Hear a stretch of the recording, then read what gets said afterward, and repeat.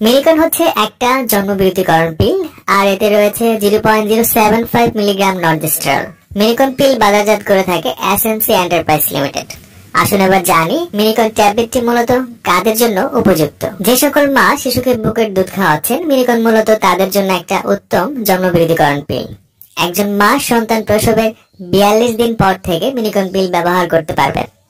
সন্তান প্রসবের পর একজন শিশুকে নিজের বুকের দুধ খাওয়ায় এমন মা জন্মবিরতিকরণের জন্য নিশ্চিন্তে এই মিনিকন পিলটি খেতে পারবেন।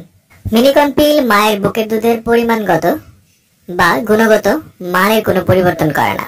আরো সহজ ভাষায় যদি বলি, বাজারে অন্যান্য পিল হয়তোবা মায়ের বুকের দুধ কমাতে পারে বা প্রয়োজনের তুলনায় শিশু বুকের দুধ কম পেতে পারে, কিন্তু এক্ষেত্রে মিনিকন খেলে মায়ের বুকের দুধ কোনো দিক দিয়েই কমাবে না এবং বুকের দুধের যে একটা গুণগত মান সেটাও পরিবর্তন করবে না। এছাড়া অন্যান্য পিল খেলে দেখা যায় প্রায় মায়েদের বমি বমি ভাব, মাথা ধরা, মুখে ব্রণ হওয়া, ওজন বেড়ে যাওয়া ইত্যাদি সমস্যা পরিলক্ষিত হয়।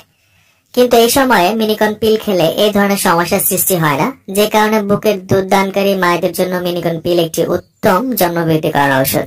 একজন স্তন দানকারী মা মিনিকন পিল কখন থেকে শুরু করবেন এবং কিভাবে খাবেন সে বিষয়ে কথা বলা যাক।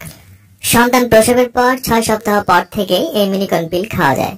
প্রতিদিন একই সময়ে একটি করে পিল খেতে হয়। এক প্যাকেটে সব